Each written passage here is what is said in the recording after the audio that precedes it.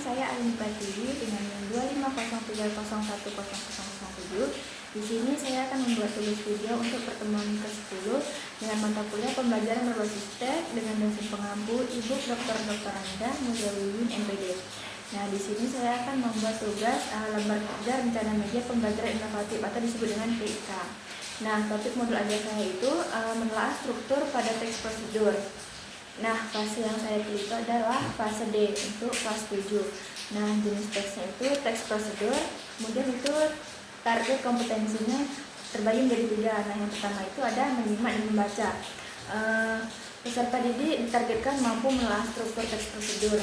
Nah, kemudian itu ada peserta didik mampu mengidentifikasi ciri bagian-bagian teks prosedur dari berbagai sumber yang dibaca maupun didengar.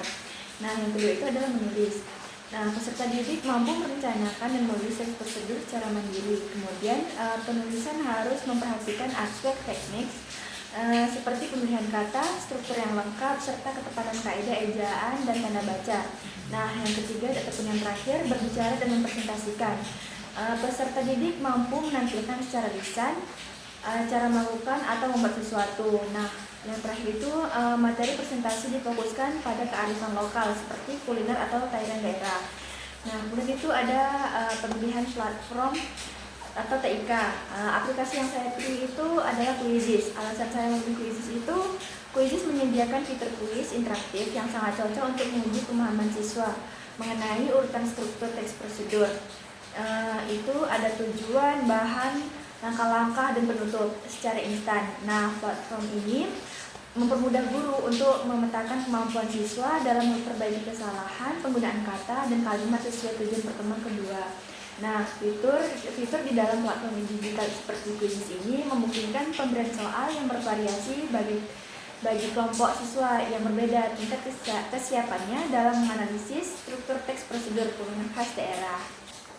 Nah, teman-teman, di sini saya akan menjelaskan bagaimana penggunaan aplikasi Quizizz. Nah, teman-teman mungkin bertanya-tanya, apa sih aplikasi Quizizz itu? Nah, Quizizz itu adalah platform yang sangat efektif untuk membuat pembelajaran menjadi lebih interaktif, baik di dalam kelas maupun secara mandiri.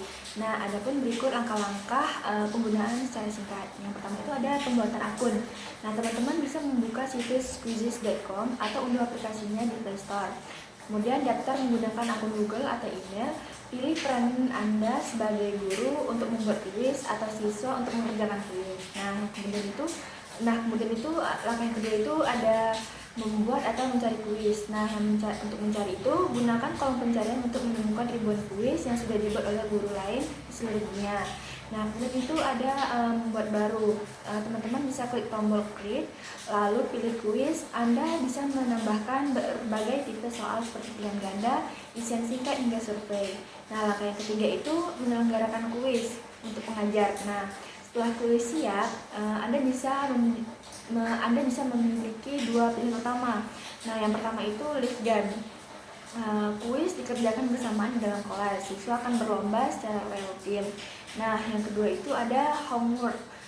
Kuis diberikan sebagai tugas mandiri dengan batas waktu deadline tertentu. Nah, langkah yang keempat itu cara gabung untuk siswa.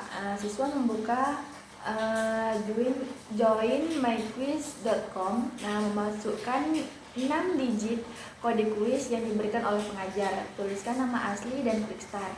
Nah, kemudian itu yang kelima, langkah yang kelima itu analisis hasil. Setelah kuis selesai, Quizizz secara otomatis akan menampilkan tingkat leadboard atau disebut dengan leadboard. Nah, pengajar dapat mengunduh laporan dalam format Excel untuk melihat analisis detail per soal maupun per siswa guna keperluan evaluasi atau nilai lapor.